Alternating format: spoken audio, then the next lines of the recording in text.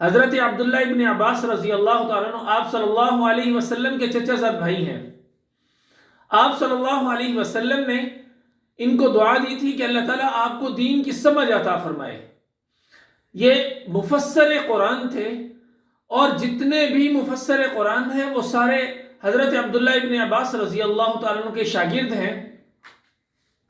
تو یہ مسجد نبوی کے اندر اعتکاف میں بیٹھے ہوئے تھے، رمضان کا اعتکاف ہے، تو بالکل روضہ پاک کے پاس بیٹھے ہوئے تھے۔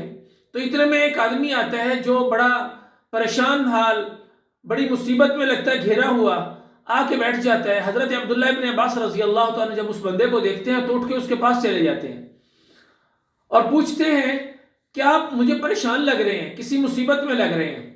تو بندہ کہتا ہے کہ ہاں حضور، میں نے کسی بندے کا حق دینا ہے، مجھے اس روضہ انور کے اندر سوئے ہوئے رسول کی حرمت کی قسم، مجھے ان کی عزت کی قسم، میں وہ حق ادا کرنا چاہتا ہوں لیکن حق ادا کر نہیں پا رہا۔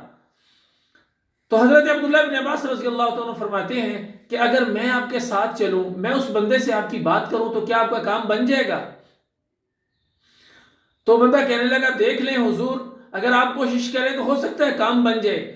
تو حضرت عبداللہ بن عباس رضی اللہ تعالیٰ ویسے مسجد سے باہر نکلتے ہیں، جوتا پہنتے ہیں، تو بندہ کہتا ہے حضور شاید آپ بھول گئے کہ آپ اعتکاف میں ہیں۔ تو حضرت عبداللہ بن عباس رضی اللہ تعالیٰ عنہ کی آنکھیں نم ہوئی اور فرمانے لگے کہ مجھے بھی اس روضہ پاک کے اندر آرام فرما رسول کی حرمت کی قسم، ابھی زیادہ ٹائم نہیں ہوا، زیادہ وقت نہیں گزرا، میں نے ان سے سنا تھا کہ اگر کوئی بندہ کسی مسلمان کی ایک تکلیف کو دور کرتا ہے تو اللہ تعالیٰ اس کو 10 سال کے اعتکاف سے زیادہ ثواب عطا فرماتے ہیں۔